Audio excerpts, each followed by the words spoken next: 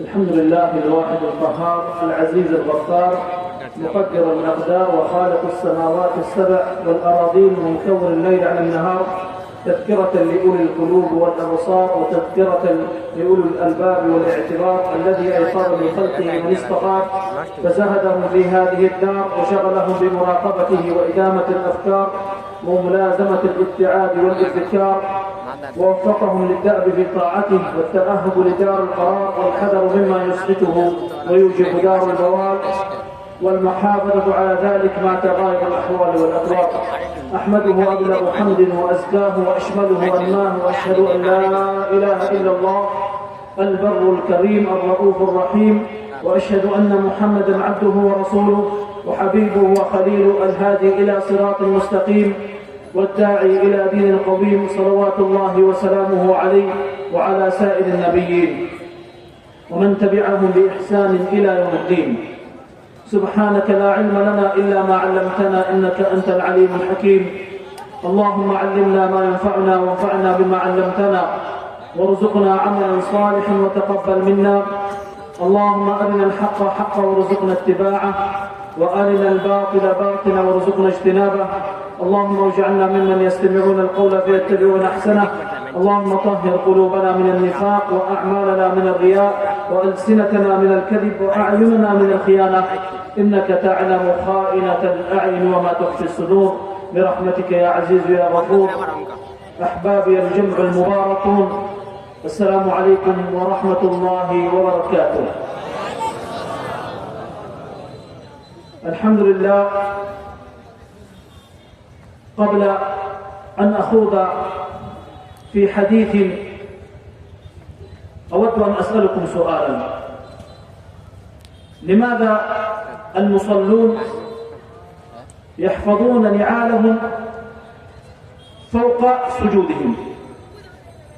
قبل أن أخوض في الأحاديث أريد أسأل سؤال هذا: لماذا في المساجد أراها صناديق للحفظ النعال؟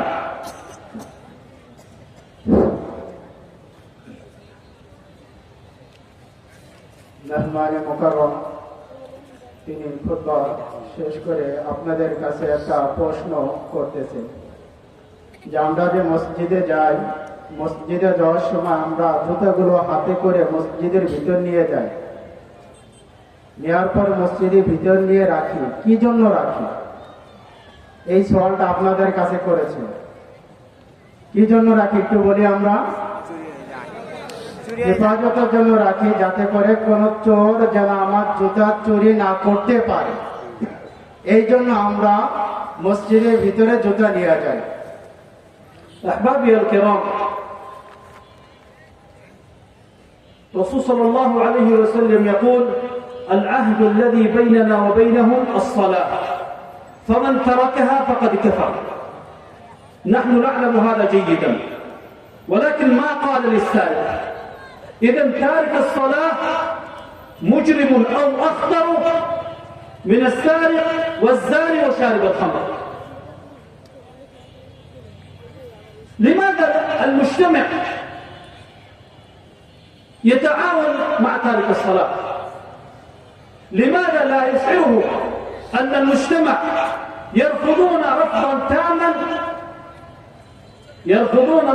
تاما أن من ترك الصلاة نحن لا نصاحبه، نحن لا نزوجه، نحن لا نصادقه ولا يؤتمن، فهو خائن أكبر خيانة، ومن خان الله فلا يؤتمن على شيء. মেহমান মুকাররম বলতেছেন যে আমরা যে জুতা মসজিদের ভিতর নিয়ে যায় যাতে করে মানুষ আমার জুতাটা চুরি না করতে পারে। যে দেখা যায় একজন মানুষ তারা নামাজ পড়ে না, যারা চুরি করে তাদের চেয়ে যারা নামাজ পড়ে না তারা জঘন্যতম বেশি অপরাধী। বলতেছে জিনাকারীর চেয়েও বেশি অপরাধী, যে মদ খায় তার চেয়ে বেশি অপরাধী। কিন্তু আমাদের একটা আমাদের একটা অবস্থা হলো যে আমরা কেউ যদি জুতা চুরি করে বা কোনো চোরের সাথে আমরা সম্পর্ক রাখতে চাই না, এরকম ভাবে তার সাথে বিবাহ সাথেও দিতে চাই না, যে কারণ সে একজন চোর। এই চোরকে আমরা ঘৃণা করে তার সাথে সম্পর্ক করতে চাই না, কিন্তু যে নামাজ পড়ে না সে তো চোরের চেয়ে আরো বেশি জঘন্যতম অপরাধী, কিন্তু আমরা তার সাথে কি করতেছি না, তার সাথে সম্পর্ক করতেছি, তার সাথে মেয়ে বিবাহ দিচ্ছি, সব কাজ আমরা তার সাথে করতেছি, কিন্তু সে যে একজন অপরাধী আমরা তাকে অপরাধী হিসেবে মনে করি না। এটা আছে কিনা আমাদের সমাজে বলেন? কিন্তু আমরা তার প্রতি এরকম ধারণা রাখবো সে একজন চোরের চেয়ে বেশি অপরাধ রাখবো তো ইনশাআল্লাহ। أحبابي الكرام، صلاة المغرب عندما وقفت بين يدي الله عز وجل أراها يمينا يسارا، بعض الناس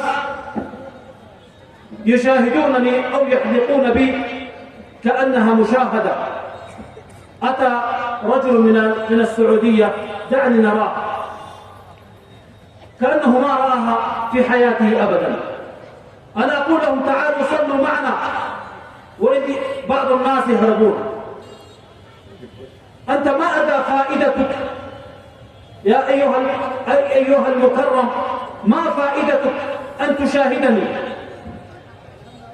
মেহমান বলতেছেন যে প্যান্ডেলে চার পাইতে আমরা দাঁড়িয়ে আছি, আমরা কি দেখতেছি মক্কা মুকাররমা থেকে একজন মেহমান আসছে, তার চেহারাটা আমরা দেখতেছি, কিন্তু এখানে তো মাহফিলের সৌন্দর্য হলো মাহফিলের ভিতরে এসে জমে বসি, এই প্যান্ডেলটাকে এই মাহফিলটাকে সৌন্দর্য মণ্ডিত করি।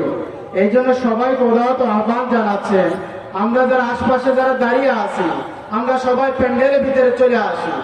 আমি ভলান্টিয়ার ভাইদেরকে বলবো এই সাইডে যারা দাঁড়িয়ে আছে মেহমানের সম্মানার্থে আমরা সবাই প্যান্ডেলের ভিতরে চলে আসি। ভলান্টিয়ার ভাই যারা আছি আমরা সবাইকে প্যান্ডেলের ভিতরে ঢুকিয়ে দেই। ওই পিছনে যারা আছি আমি সকলকে উদাহরণ আহ্বান জানাবো, আমরা সবাই প্যান্ডেলে এসে জমে জমে বসে যাই। হযরত আমাদের সম্মুখে অনেক গুরুত্বপূর্ণ বয়ান রাখবে, আমরা চলে আসি। এই সাইডে যারা আছে আমরা সবাই জমে জমে বসি। أحبابي الكرام، إذا انتهت حياة الإنسان سوف يواجه 5 مصائب خطيرة، سوف يواجه 5 مصائب خطيرة. أولها سكرة الموت، الثاني القبر وهو عذاب القبر، الثالث مصير أعماله يوم القيامة، هل ستكون بيد اليمنى أم بيد اليسرى، الرابع كيفية اجتياز الصراط، الخامس مصير الجنة، يا ترى هل ستكون الأبواب مفتوحة له أم يكون له مغلقة؟ أحبابي الكرام، الله عز وجل فرض هذه ال5 الصلوات المفروضة. أين فرض الله عز وجل؟ في ليلة الإسراء والمعراج. أين؟ فوق 7 سماوات. أتاه ربه عز وجل وأكرمه لهذه الأمة المباركة 5 صلوات فرضه الله عز وجل فوق 7 سماوات. هناك الله عز وجل قال رسول صلى الله عليه وسلم: من حافظ على هذه الصلوات ال5 بركوعهن وخشوعهن أكرمه الله 5 إكرامات. মেহমান বলতেছেন আমাদের জিন্দেগির হায়াত যখন শেষ হয়ে যাবে তখন আমাদের সকলের সামনে 5টা মুসিবত চলে আসবে।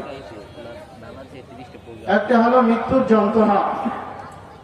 আমাদের যাদের প্রাণ আছে অর্থাৎ আল্লাহ জাল্লা শাআনহু যত মাখলুকাত দুনিয়াতে প্রেরণ করেছে সবারই একদিন না একদিন মৃত্যুর স্বাদ আস্বাদন করতেই হবে।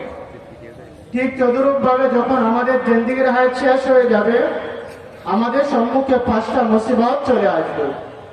1 নম্বর মুসিবত হচ্ছে মৃত্যু যন্ত্রণা, 2 নম্বর মুসিবত হচ্ছে কবরে আযাব।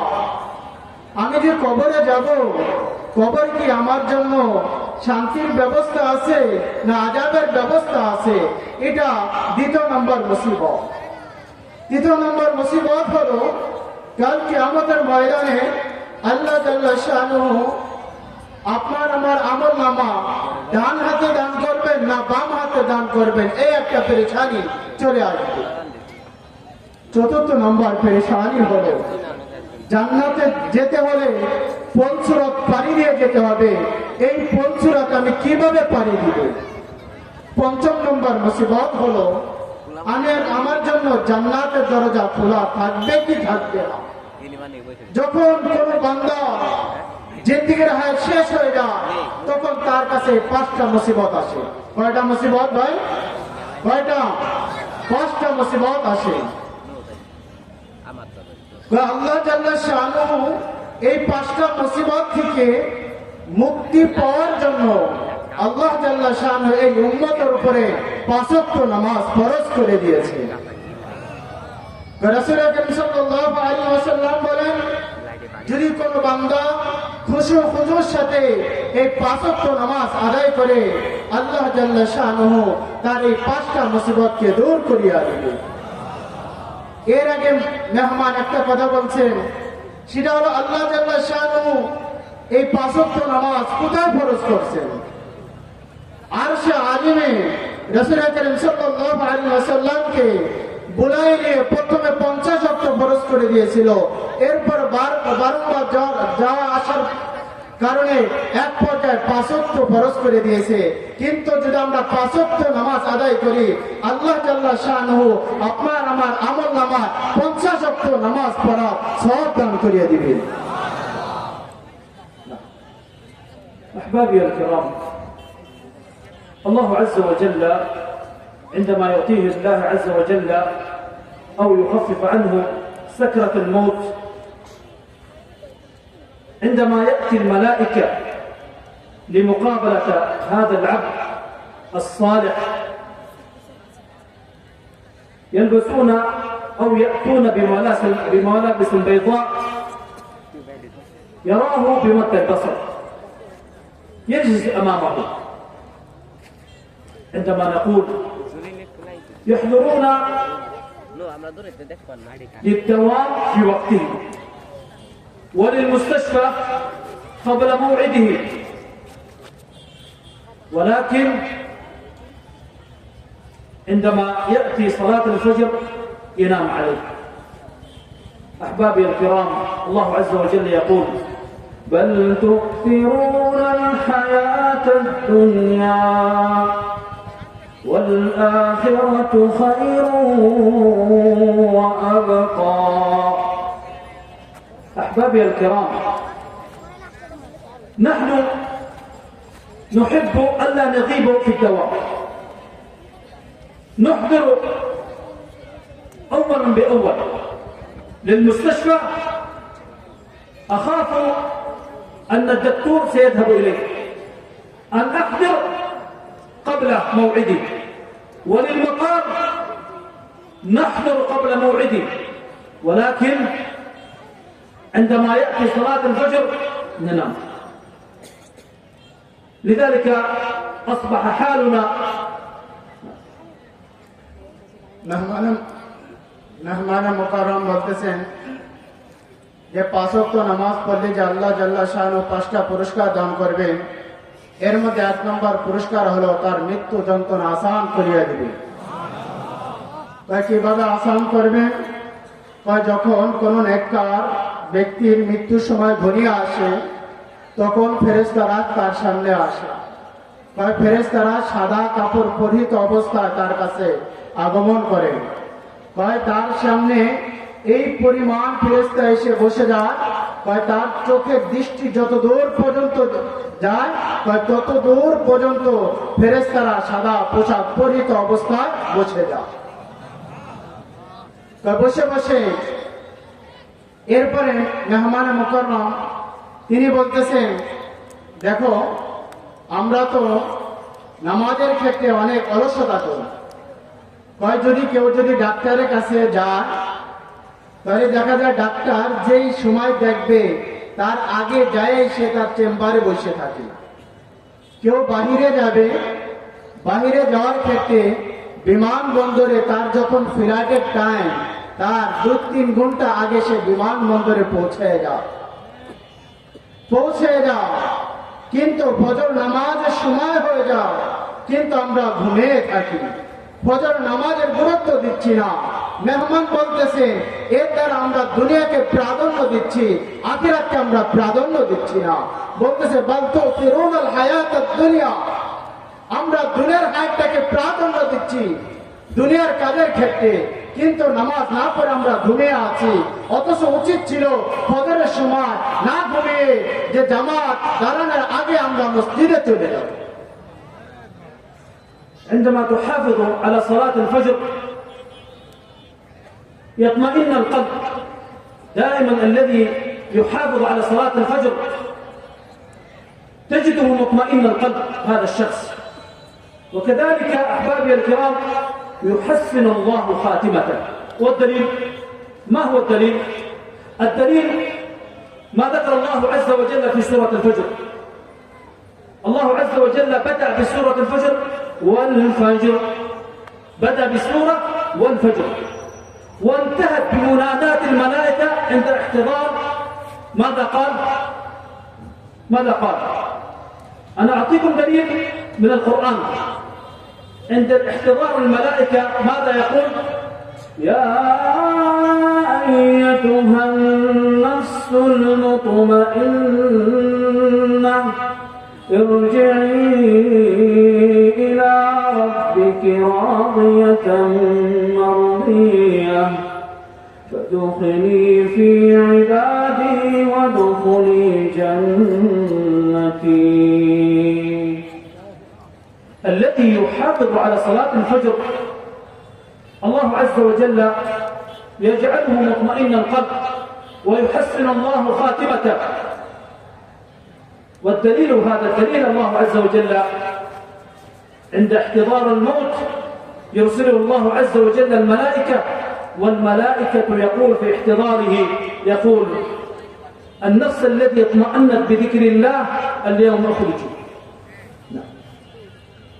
মেহমান বলতেছেন যে আল্লাহ জাল্লা শানু কোরআনে কারিমের মধ্যে সূরা 30 নম্বর পারার মধ্যে সূরা ফজর নাযিল করে দিয়েছে। প্রথম নম্বর আয়াতে আল্লাহ জাল্লা শানু ফজরের সময়ের কসম খাচ্ছে, ওয়াল ফজর, ফজরের সময়ের কসম, অর্থাৎ এই নামাজের অনেক গুরুত্বপূর্ণ। বলতেছে আল্লাহ জাল্লা শানু এই সূরার শুরুতে ফজরের কসম খেয়েছেন, আর এই সূরার শেষে যখন এই যে নেককার বান্দার সামনে ফেরেশতারা তো এরকম ভাবে সারিবদ্ধ হয়ে বসে থাকে, বসে বসে তখন ফেরেশতারা তাকে আহ্বান করতে থাকে। কোন কোন রিয়ায়াতের মধ্যে আছে ফুলের তোড়ানে তার সামনে আসে, আবার কোন কোন রিয়ায়াতের মধ্যে আছে তার ঠোঁটের মধ্যে সুগন্ধযুক্ত একটা রুমাল ধরে ডাকতে থাকে, ইয়া আইয়াতুহান নাফসুল মুতমাইন্না ইরজিই ইলা রাব্বিকি রাদিয়াতান মারদিয়া। এরকম ভাবে ওই রূহটাকে ডাকতে থাকে, আর ওই রূহটা অনায়াসে তার ভিতর থেকে বের হয়ে ওই ফুলের মধ্যে অথবা ওই সুগন্ধ রুমালের মধ্যে চলে যায়। هنا تطلع روحه بسلام وترفقه الملائكة بلين حتى تصعد إلى السماء، تفتح له أبواب السماء الأولى والثانية حتى إلى العليين، ثم يسجد عند الله عز وجل. ثم الله عز وجل هنا بينما الملائكة في الدنيا يغسل ويكفن ويصلى عليه ويدفن، وعندما يتركون أحبابه 40 قدم، عندما يتركون أحبابه يأتيه الملكان يقول له من ربك؟ فيقول هذا العبد الصالح يقول ربي الله. وما دينك؟ يقول ديني الإسلام. ومن هذا الرجل الذي بعث فيكم؟ أو من نبيك؟ قال ديني الإسلام. لأن الله عز وجل يقول، ماذا يقول الله عز وجل في مثل هذه الآيات؟ يثبت الله الذين آمنوا بالقول الثابت في الحياة الدنيا. الله عز وجل يثبت على ذلك المؤمن عند الملائكة عندما يسأله الله عز وجل يثبته ويذكره. মেহমান বলতেছেন,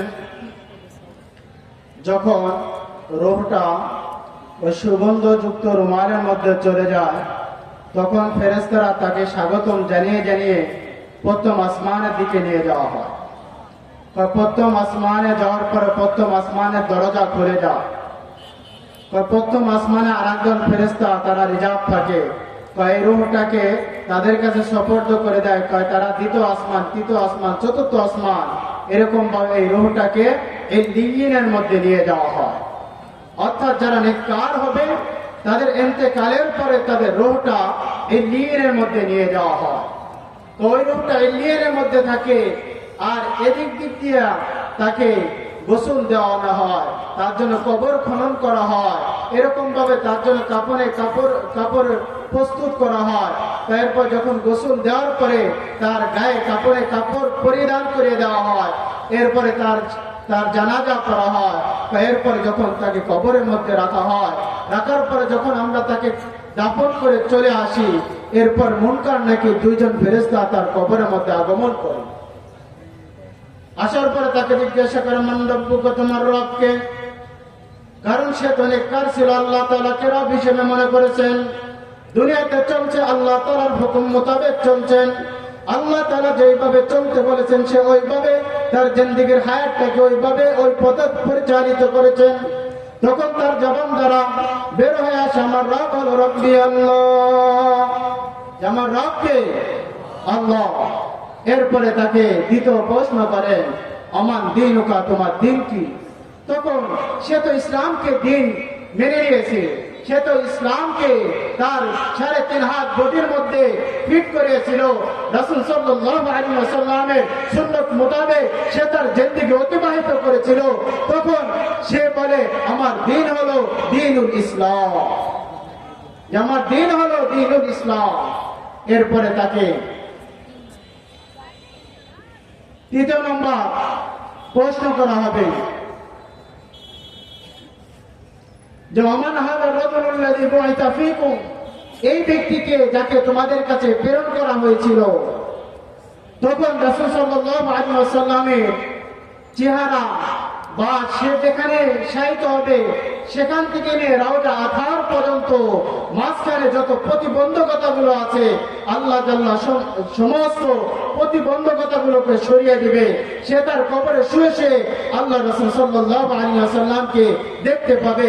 তখন তাকে জিজ্ঞাসা করবে, ওমান হাযার রাজুলুল্লাযী বুইসা ফীকুম, এই ব্যক্তিকে যাকে তোমাদের কাছে প্রেরণ করা হয়েছিল। তখন সে তো রাসূল সাল্লাল্লাহু আলাইহি ওয়াসাল্লামের সুন্নাত মোতাবেক জিন্দেগি অতিবাহিত করছে। রাসূল সাল্লাল্লাহু আলাইহি ওয়াসাল্লাম যেভাবে কাজ করতে বলেছেন সে সেইভাবে কাজ করেছে। সে তার মন গড়া মোতাবেক চলে নাই।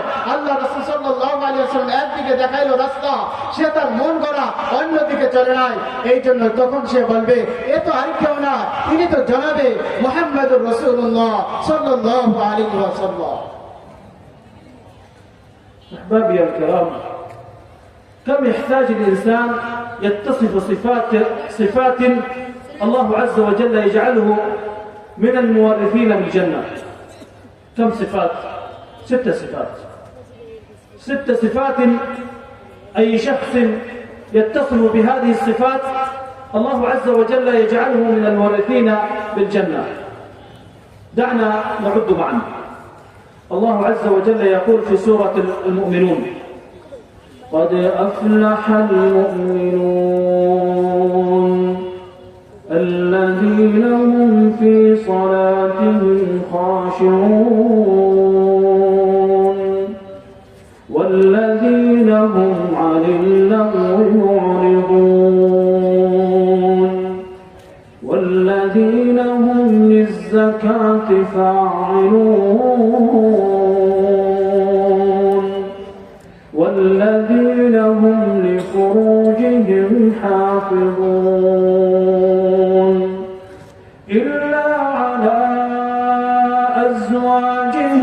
أو ما ملكت أيمانهم إلا على أزواجهم أو ما ملكت أيمانهم فإنهم غير ملومين فمن ابتغى وراء ذلك فأولئك هم العادون والذين هم لأماناتهم وعهدهم راعون والذين هم على صلواتهم يحافظون. هنا وجدنا 6 صفات. بدأت هذه الصفة قد أفلح الذين هم في صلاة خاشعون، بدأت بالصلاة وانتهت والذين هم على صلواتهم يحافظون. ما هو الإكرام؟ ما هو الهدايا والمزايا؟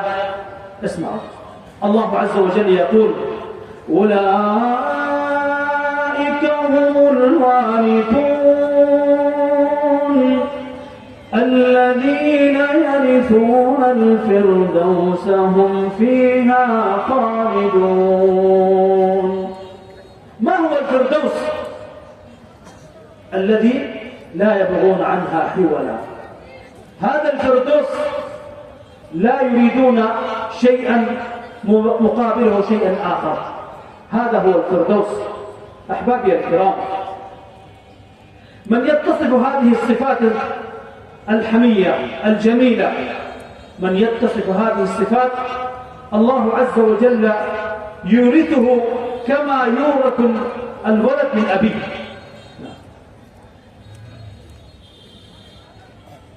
মেহমান মুকাররমাত আলোচনার মুলাকাত হলো যখন সে 3টা প্রশ্নের উত্তর দিয়ে দিবে, এক পর্যায়ে তাকে বলবেন তুমি ঘুমাও, নবদুলহানের মতো ঘুমাও, অর্থাৎ তার কবরে জান্নাতের ব্যবস্থা করে দেওয়া হবে। এরপরে মেহমান বলতেছেন জান্নাত যারা পাবে, জান্নাতুল ফিরদাউস যারা পাবে, তাদের 6টা গুণাগুণের কথা বর্ণনা করছেন যে কদ আফলাহাল মুমিনুন, তো মুমিনরা সফল কাম। এই যে মেহমান যে কোরআনে কারীমের আয়াতগুলো তেলাওয়াত করেছেন এর মধ্যে 6টা গুণাগুণের কথা বলেছেন। এর মধ্যে 1 নম্বর গুণ হলো যে সে নামাজ খুশু খুজুর সাথে নামাজ আদায় করবে। এরপরে 2 নম্বর গুণ হলো সে অনার্থক কথাবার্তা থেকে বেঁচে থাকে। 3 নম্বর গুণ হলো সে যাকাত সঠিকভাবে আদায় করবে। 4 নম্বর গুণ হলো সে তার লজ্জা স্থানকে হেফাজত করবে। 5 নম্বর গুণ হলো তার কাছে কোনো জিনিস যদি আমানত রাখা হয় সে তার আমানত পরিপূর্ণভাবে আদায় করে দেবে। 6 নম্বর গুণ হলো সে যদি কারো সাথে অঙ্গীকার করে সে তার অঙ্গীকারকে পূর্ণ করে, অঙ্গীকার ভঙ্গ করেন না। এরপরে প্রথমে আল্লাহ জাল্লা শানুহু বললেন যারা খুশু খুজুর সাথে নামাজ আদায় করে, এরপরে আবার আয়েশা বলতেছেন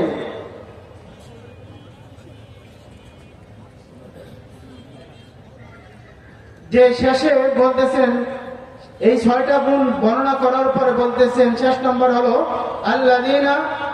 আল্লাযীনা সালাতাহুম ইউহাফিজুন, অর্থাৎ যারা নামাজকে হেফাজত করে। অর্থাৎ এই 6টা গুণ যাদের মধ্যে পাওয়া যাবে।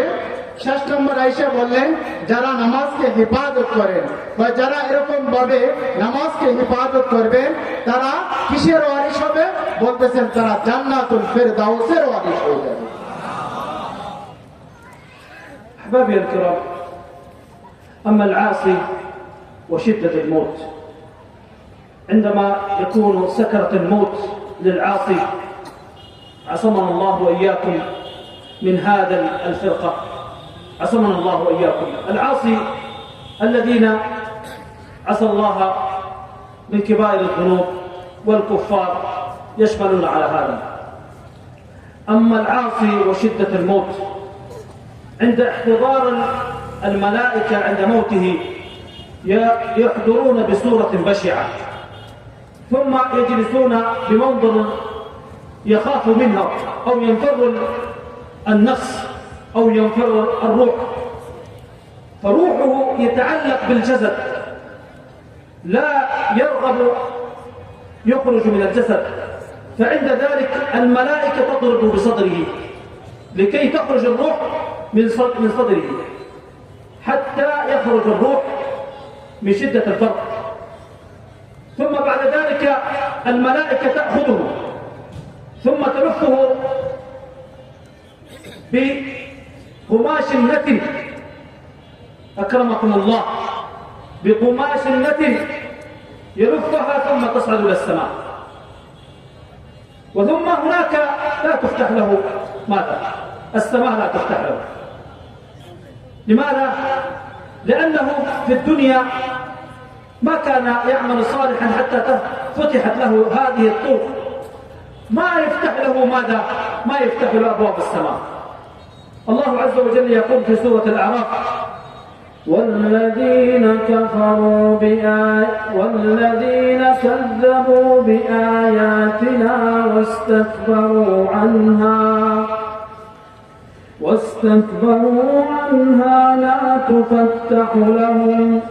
لا تفتح لهم أبواب السماء ولا يدخلون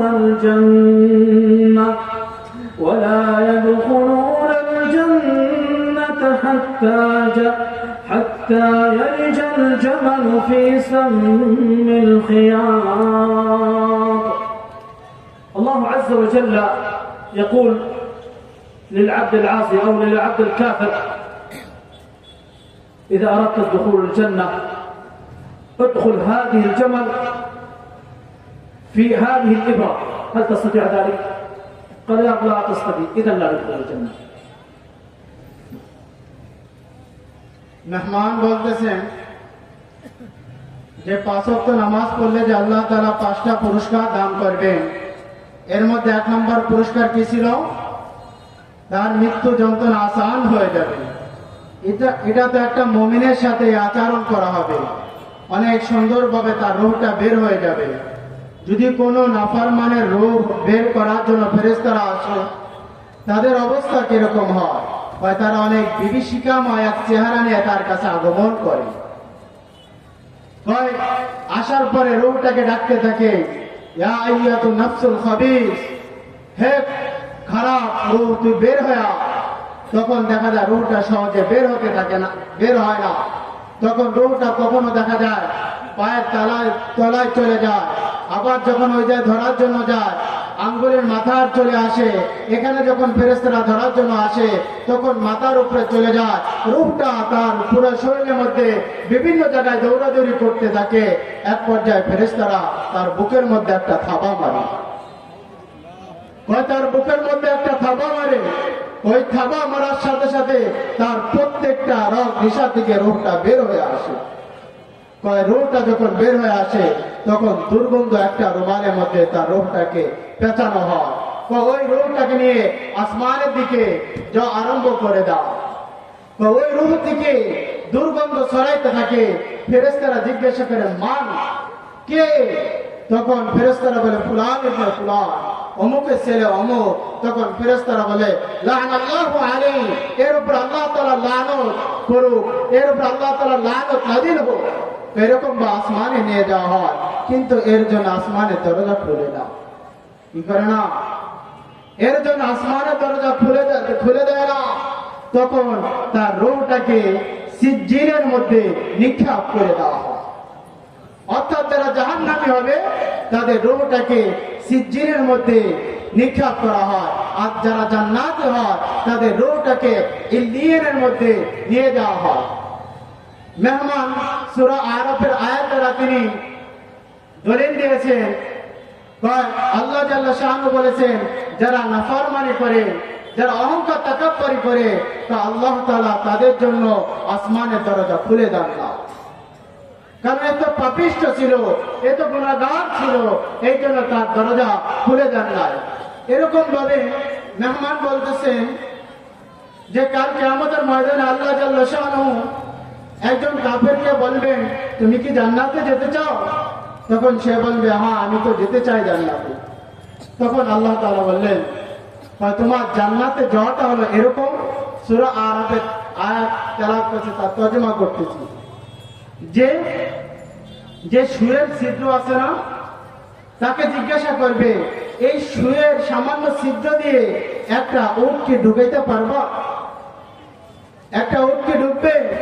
তখন সে বলবে, ইয়া আল্লাহ, একটা সুয়ের সামান্য একটু ছিদ্র, এর ভিতরে একটা উট কিভাবে জান্নাত কিভাবে প্রবেশ করবে? যদি একটা সুয়ের ছিদ্র দ্বারা, ছিদ্রের মধ্যে দিয়ে যদি একটা উট প্রবেশ না করতে পারে, ঠিক তদুরূপ ভাবে তুমিও জান্নাতে যেতে পারবা না। أحبابي الكرام، هذا الرجل الذي عصى الله وكان مبتلى بالكبائر أو من الكفار، عندما يدفن في القبر، وعندما يذهب أصحابه يأتيه الملكان يسأله من ربك؟ يقول ها، كأنه يتوهم في الأحلام، يقول من ربك؟ يقول ها لا أدري. ما دينك؟ طبعا صوت الملائكة كالرعد، يقول ما دينك؟ قال لا أدري. وما هذا الرجل الذي بعث فيكم؟ قال كنت أقول فيما يقوله الناس ولكن لا أدري. قال لا دريت ولا تليت. عند ذلك يقول أن كذب عبدي، فيفتح له باب من نار ويضيق عليه صدره ويضيق عليه قبره. الرسول صلى الله عليه وسلم يقول القبر إما روضة من رياض الجنة أو حفرة من حفر النار. فاختر يا عبد الله في دنياك ما الذي تعمل، لأن القبر صندوق العمل. মেহমান বলতেছেন, যখন কোন বৎকারের রূহ কব্জ করা হয়, তার রূহটা কোথায় যায় বলছিলাম? সিজ্জিলের মধ্যে। সিজ্জিলের মধ্যে তার রূহটা থাকে, আর এদিক দিক দিয়ে তার জন্য কবর খনন করা হয়, তাকে গোসল দেওয়ানো হয়, এরপরে কাপন পরিধান করিয়ে দেওয়া হয়, জানাজা দেওয়া হয়। এরপরে যখন তাকে কবরের মধ্যে রাখা হয়, যখন আমরা দাফন করে তাকে চলে আসি, তোকে ফেরেশতা, মুনকার নাকির ফেরেশতা তার কবরের মধ্যে আগমন করে। আগমন করার পর জিজ্ঞাসা করে, মান রব্বুকা, তোমার রব কে? তখন সে উত্তর দেয়, হা হা লা আদিরি, আমি তো বলতে পারি না আমার রব কে। কারণ জিন্দেগির একটা হায়াত দিয়েছিল আল্লাহ তাআলা, এই হায়াতটা সে তো আল্লাহ তাআলা হুকুম মোতাবেক পরিচালিত করে নাই, আল্লাহ তাআলা হুকুম অনুযায়ী অতিবাহিত করে নাই। সে তো খায়, সে তো নফসের মোতাবেক জিন্দেগি অতিবাহিত করেছে। আল্লাহ তাআলা যেটাকে হারাম করে দিয়েছিল সে ওটাকে হালাল মনে করে নাই, আল্লাহ তাআলা যেটাকে হারাম করে দিয়েছিল সে ওটাকে হালাল মনে করতো আর খাইতো। এরকম ভাবে সে আল্লাহ তাআলা নাফরমানি করেছে। এই জন্য যখন তাকে জিজ্ঞাসা করা হবে, মান রব্বুকা, তোমার রব কে? তখন সে বলবে, হা হা লা আদরি, আমি তো বলতে পারি না আমার রব কে। এরপরে তাকে জিজ্ঞাসা করা হবে, আমার দিনুকা, তোমার দিন কি? তখন সে বলবে, হা হা লা আদরি, আমি তো বলতে পারি না আমার দিন কি। কারণ দিন মোতাবেক তো চলে না। মাঝখানে একটা কথা বলে যায়, এখন আমাদের সমাজে কিছু মানুষ আছে যে সর্বপ্রথম তারা পরিচয় দেয় আমরা বাঙালি, কিন্তু সর্বপ্রথম তার পরিচয় হয় না মুসলমান। হয় ধর্মে আমাদের কোনো পরিচয় নয়, সর্বপ্রথম আমাদের পরিচয় আমরা বাঙালি। অতএব যারা বাঙালি পরিচয় দেয় সর্বপ্রথম, এরা মুসলমান হতে পারে না। এদের মধ্যে ঈমান বলতে কোনো জিনিস যারা পরিমাণ থাকতে পারে না। কারণ মুসলমানের পরিচয় হলো সর্বপ্রথম তার এটা থাকবে যে আমি একজন মুসলমান, এরপর তার দ্বিতীয় পরিচয় থাকবে আমি বাংলাদেশে বসবাস করি, এই জন্য আমি একজন বাঙালি। যেই দল যারা এই ধরনের কথা পোষণ করে যে আমাদের সর্বপ্রথম পরিচয় হলো আমরা বাঙালি, অতএব তারা যদি ক্ষমতায় আসে, এই দেশ যেরকম ভাবে আগে লুণ্ঠন হয়েছে,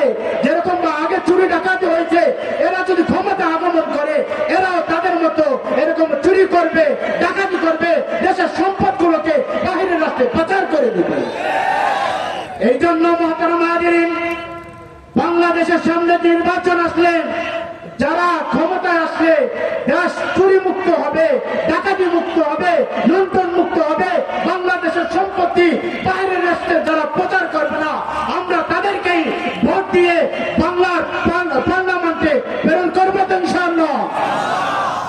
কারণ যারা বলে আমাদের পরিচয় বাঙালি, ইসলাম বাদ দেওয়া, মুসলমান বাদ দেওয়া, এরা ক্ষমতা আসলে কোনদিন তার ইসলামের কাজ করবে না। এই জন্য মুহতারাম হাজিরিন, যে কথা বলতেছিলাম তাকে জিজ্ঞাসা করবো আমার দিন তোমার দিন কি, তখন সে বলবে হাজিরিন আমি তো বলতে পারি না আমার দিন কি। এরপরে তৃতীয় নম্বর তাকে সওয়াল করা হবে ওমান হাযা রাজুলুল্লাযী বুইসা ফীকুম, এই ব্যক্তিকে যাকে তোমাদের কাছে প্রেরণ করা হয়েছিল একে, একে তুমি চিনো? কারণ জিন্দেগি অতিবাহিত করছে রাসূল সাল্লাল্লাহু আলাইহি ওয়াসাল্লাম সুন্নাত তার 3 হাত বুটের মধ্যে নাই। একটা কথা আমি আপনাদেরকে জিজ্ঞাসা করি, আমরা যে কবরে যাই, রাসূল সাল্লাল্লাহু আলাইহি অনেক সুন্নাত আছে, কিন্তু আমরা কবরে যাওয়ার সময় একটা সুন্নত আপনার আমার সাথে যায় আর বাকি কোনো সুন্নত যায় না। সেই সুন্নতটাকে বলেন তো কে? দাড়ি। কে? দাড়ি। দাড়ি, এই সুন্নতটাই আপনার আমার সাথে কবরে যাবে, আর কোন সুন্নত যাবে না। যদি আপনার আমার মুখের মধ্যে যদি দাড়ি না থাকে, যখন রাসূল সাল্লাল্লাহু আলাইহি ওয়াসাল্লামকে ইশারা করে বলা হবে ওমান হাযা রাজুলুল্লাযী বুইসা ফীকুম, এই ব্যক্তিকে একে তুমি চিনো, তখন আপনার আমার জবান দ্বারা তো বের হবে না ইনি জনাবে মুহাম্মদুর রাসূলুল্লাহ সাল্লাল্লাহু আলাইহি ওয়াসাল্লাম, বের হবে না। তখন সে বলবে আমি তাকে ওরকমই ধারণা করি যেরকম মানুষ তার প্রতি ধারণা স্থাপন করে। قال رسول الله صلى الله عليه وسلم إن القبور روضة من رياض الجنة أو حفرة من حفر النار। রাসূল করিম সাল্লাল্লাহু আলাইহি ওয়াসাল্লাম বলেন কবরটা হয়তো জান্নাতের একটা বাগান হবে অথবা জাহান্নামের একটা গর্ত হিসেবে পরিণত হয়ে যাবে। তখন তার কবরটাকে জাহান্নামের একটা গর্ত হিসেবে পরিণত হয়ে যাবে। তখন ফেরেশতাদেরকে হুকুম দেওয়া হবে যে তার জাহান্নামের সাথে একটা জানালা কেটে দাও, তার কবরের সাথে জাহান্নামের সাথে ডাইরেক্ট হয়ে যাবে। তখন সে কবরের মধ্যে শুয়ে শুয়ে জাহান্নামের আযাব ভোগ করতে থাকবে। أحبابي الكرام، والله أمر خطير. تارك الصلاة الله عز وجل يسلط عليه ثعبان يقال له أقرع. هذا الثعبان أحبابي الكرام فقط لمن يستهين على الصلاة، فقط لمن يتساهل على الصلاة، فقط الذي يضيع الصلاة، فقط الذي لا يهتم لوقتها، فقط لمن لا يحب أن يصلي. أحبابي الكرام، هذا الثعبان الأقرع والشجاع الأقرع يلدغه مرة واحدة يخوض أو يغوص 70 خريفا، ثم الله عز وجل يعوده، ثم مرة أخرى يعذبه هكذا الله عز وجل من صلاة إلى أخرى حتى إلى أن يأذن الله عز وجل. أحبابي الكرام، لماذا نستهين بالصلاة؟ الله عز وجل قال فويل للمصلين الذين هم عن صلاتهم ساهون. الله عز وجل ما قال فويل لتارك الصلاة، ما قال هكذا، قال لمن؟ فويل للمصلين الذين هم عن صلاتهم ساهون، يعني يصلي مرة أو ما لا يصلي، أو بعضهم لا يصلي بالخشوع. الله عز وجل ذكر هؤلاء، ولمن يتركه الرسول صلى الله عليه وسلم صرح بذلك بالكفر. صرح بذلك بالكفر، كفر صريح. العهد الذي بيننا وبينهم الصلاة، فمن تركها فقد كفر. وأجمع العلماء العرب فقد خرج من الملة. ولكن هذا بعض العلماء اختلف فيها، من يبقى على توحيده ما يكفر، وبعضهم يقول كفرا يكفره كفرا استنادا لهذا الحديث: العهد الذي بيننا وبينهم الصلاة. لذلك الأمر العظيم. وأحبابي الكرام، أردت أن أنقل لكم هذه الخبر. মেহমান বলতেছেন, যখন বেনামাজি যখন কবরে থাকবে তখন তার কবরটা এত সংকীর্ণ হয়ে যাবে, তার এক পাঁজরের হাড্ডি অপর পাঁজরের মধ্যে ঢুকে যাবে। এরকম ভাবে তার কবরের মধ্যে একটা সুজা আকরা নামক সাপ নিযুক্ত করে দেওয়া হবে। এই সুজা আকরা নামক সাপটা, তার চোখগুলো হবে আগুনের আর তার নখগুলো হবে লোহা। এরকম হাদিসের মধ্যে আছে যে তার এক নখ থেকে আর এক নখের দূরত্ব হবে একদিনের সফর। এই সুজা আকরা নামক সাপটা তার কবরের মধ্যে এসে বলবে, এ নাফরমান বান্দা, আমি সুজা আকরা নামক সাপ, আমি তোমাকে শাস্তি দেওয়ার জন্য আমি নিযুক্ত হয়েছি। কোনো বান্দা যদি ফজর নামাজ না পড়ে থাকে, ওই সাপটা তাকে ফজর থেকে নিয়ে জোহর পর্যন্ত সবল মারতে থাকবে। একবার সবল মারবে, সবল মারার সাথে সাথে তার সেই ব্যক্তি 70 গজ মাটির নিচে চলে যাবে, আবার টেনে টেনে উপরে উঠাবে, আবার সবল মারবে, আবার 70 গজ মাটির নিচে চলে যাবে, আবার টেনে টেনে উঠাবে। ফজর নামাজ না পড়ার কারণে ফজর থেকে নিয়ে জোহর, জোহর নামাজ না পড়ার কারণে জোহর থেকে নিয়ে আসর, আসর নামাজ না পড়ার কারণে আসর থেকে নিয়ে মাগরিব, মাগরিব নামাজ না পড়ার কারণে মাগরিব থেকে নিয়ে ঈশা, ঈশা নামাজ না পড়ার কারণে ঈশা থেকে নিয়ে পুরো রাত তাকে এরকম ভাবে সবল মারতেই থাকবে। এরকম ভাবে তার কবরের মধ্যে আযাব হতে থাকবে। أحبابي الكرام، قصة امرأة نعرف جميعا. امرأة هذه الامرأة كانت تصلي، ولكن هي تفرط في الصلاة، ما كانت تصلي في وقتها. فأحبابي الكرام، عندما ماتت هذه المرأة ودفنت، فرأى أخوها في المنام أن ضاعت محفظته في القبر، يريد أن استعادتها، وأخبر العلماء بذلك وذهب إلى هناك لاستعادتها. وعند الذهاب إلى هناك بعد الحفرة وجدها أن قبرها مشتعلة. قال ما بال؟ لماذا القبر مشتعل؟ عند ذلك سألت الأم: لماذا هذا المرأة ما كانت تعمل، أو هذا البنت ابنتكم ما كانت تعمل؟ قال: كان يصلي ولكن تفرط على الصلاة.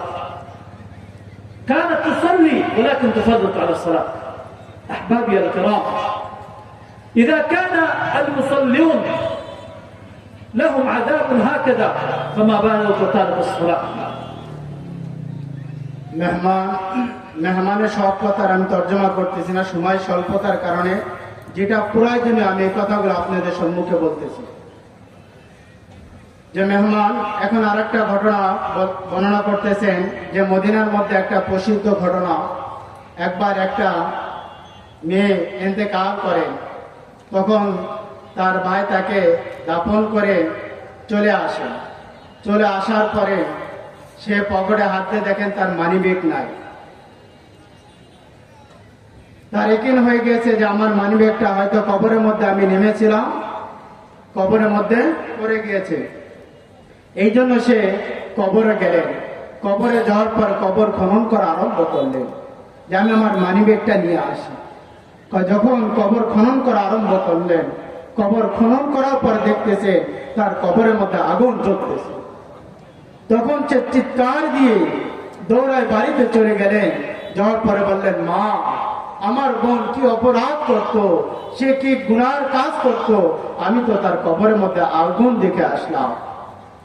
তখন তার মা বলতেছে, দেখো বাবা, তোমার বোন তো ভালো ছিল, সে তো ভালো ছিল, কিন্তু তার একটা দোষ ছিল, সে নামাজের গুরুত্ব দিত না। সে নামাজের গুরুত্ব দিত না। নামাজ পড়তো, জোহরের নামাজ আসরের সময় যায় পড়তো। বেশিরভাগ আমাদের মা বোনদেরকে দেখা যায়, যারা সংসারী কাজ করে, দেখা যায় জোহরের নামাজের সময় দেখা যায় কাজ করতে করতে পর্ব বইলা দেখা যায় গোসল করে আস্তে আস্তে দেখা যায় আসরে আজান দিয়ে দেয়। এরপরে সে আসরের সময় ওই জোহরের নামাজ পড়ে। মেহমান বলতেছেন, তার কবরের মধ্যে আযাব হওয়ার অন্যতম একটা কারণ হলো সে নামাজের মধ্যে অলসতা করত। নামাজ পড়তো ঠিক, গুরুত্ব সহকারে পড়তো না। নামাজ পড়তো ঠিক, খুশুর সাথে নামাজ পড়তো না, সময় মতো নামাজ আদায় করতো না। এই জন্য আমরা 5 ওয়াক্ত নামাজ সময় মতো আদায় করবো তো ইনশাআল্লাহ। কে কে আদায় করবো ইনশাআল্লাহ? আল্লাহ তাআলা আমাদের সকল হাতগুলোকে কবুল আর মঞ্জুর করুন। أحبابي الكرام، اللي يصلي هذه الخمسة الله عز وجل يعطيه كتابه بيمينه، يقول: هاؤم اقرءوا كتابيه إني ظننت أني ملاق حسابيه فهو في عيشة راضية في جنة عالية قطوفها دانية كلوا واشربوا هنيئا بما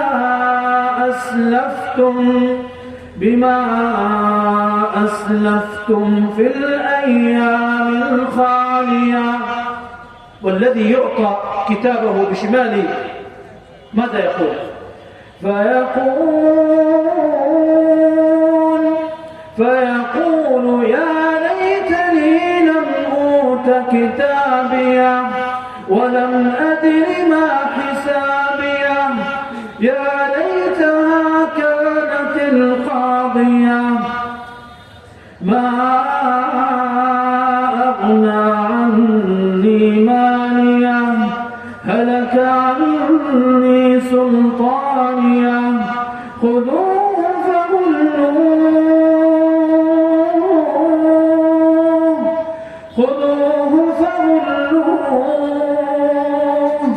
ثم الجحيم صلوه ثم في سلسلة ذرعها 70 ذراعا فاسلكوه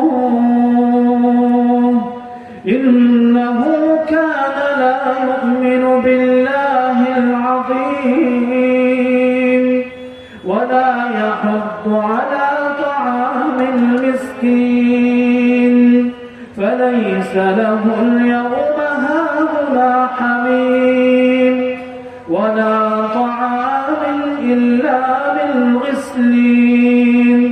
أحبابي الكرام، قلنا أهل الجنة وأهل النار، الذي يعطى كتابه بيمينه والذي يعطى كتابه بشماله.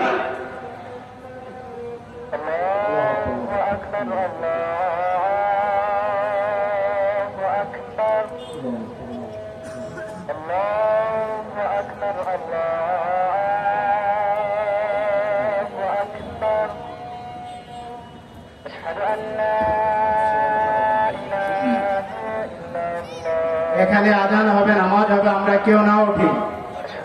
আর আমরা যারা স্বেচ্ছাসেবক আছি, আমরা সবাই এই মাহফিলের জন্য কোনো কালেকশন